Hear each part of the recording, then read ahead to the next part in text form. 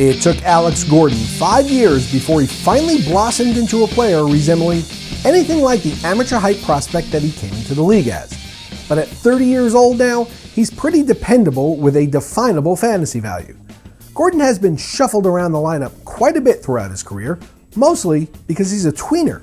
He's a true line drive hitter in every sense of the word, with a line drive percentage well above 20%. In fact, in 2012, he led the major leagues in doubles with 51.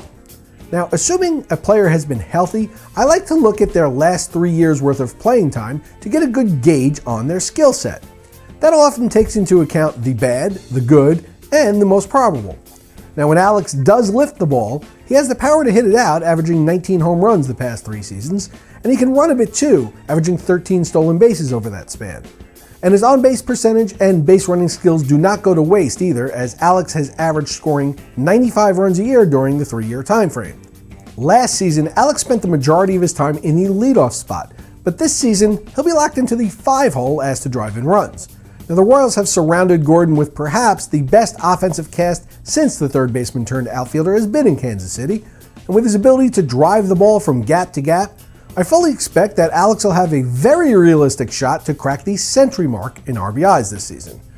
Now, Alex is a better than average player in every fantasy category, and when you add that all up, he becomes a very stealth fantasy commodity. While there isn't any one number that's likely to jump off the page when you look at his final numbers, the fact is that he fills up the stat sheet so well in every fantasy category, it makes him someone that isn't viewed as a fantasy stud, but produces like one. I'll just put it to you this way.